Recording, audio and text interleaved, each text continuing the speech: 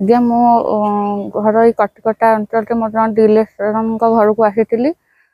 ତାପରେ ମୋ ଦେହ ଟିକେ ଖରାପ ହେଇଥିଲା, ପେଟ କ'ଣ ହଉଥିଲା ଆଉ ଏମିତି ମୁଣ୍ଡ ଫୁଣ୍ଡ ବୁଲଉଥିଲା। ମୁଁ ସେତେବେଳେ ଏଠି ପାଖରେ ଥିବା ଗୋଟେ ଟୁକୁନା ମେଡ଼ିସିନ ଷ୍ଟୋରରେ ମୋତେ କହିଲେ ସେଠିକି ଯାଅ ଦେଖେଇକି ମେଡ଼ିସିନ ନେଇ ଆସିବ।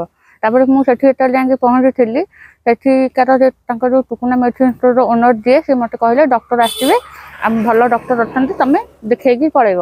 ମୁଁ ତାପରେ କହିଲି ଠିକ୍ ଅଛି, ଡକ୍ଟରଙ୍କୁ ଦେଖେଇକି ଯିବି। ଡକ୍ଟର ବି ଆସିଲେ, ଦେଖିଲେ।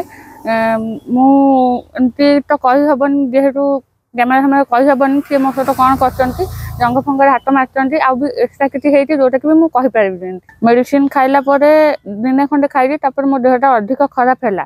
ଖରାପ ହେଲା ପରେ ମୋ ମୁଣ୍ଡ ଫୁଣ୍ଡ ବୁଲେଇଲା, ବାନ୍ତି ବି ହେଲା। ତାପରେ ମୁଁ ଗୋଟେ ସରକାରୀ ମେଡ଼ିକାଲରେ ଯାଇକି ଦେଖେଇଲା ପରେ ସେ କହିଲେ ଯେ ଏ ଭୁଲ ମେଡ଼ିସିନ ତମକୁ କିଏ ଦେଲା, এটা ভুল মেডিସିନ। ତାପରେ ମୁଁ ଲିଖିତ ଆକାରରେ ବର୍ତ୍ତମାନ ଥାନାରେ ଦେଇଥିଲି। ଥାନାରେ ଯେତେବେଳେ ଦେଲା ପରେ ଥାନାର ବହୁତ ଥର ବି ଥାନାରେ କହିଲେ ଯେ ହଁ ଆ ଉପରେ ଇନକ୍ୱାରି ହେଉଛି। ମୁଁ ଯାଇଥିବି ସେଠି ବହୁତ ଥର, ସେମାନେ କହିଛନ୍ତି ମୁଁ ଇନକ୍ୱାରି କରୁଛି।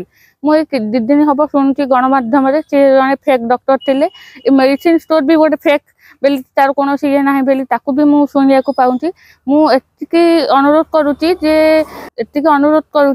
ଯେ ଟୁକୁନା ମେଡ଼ିସିନ ଷ୍ଟୋର ନାଁରେ ଯେଉଁ ଇଏଟା ଅଛି ତାର ସତ୍ୟାସତ୍ୟ ଆଣଯାଉ।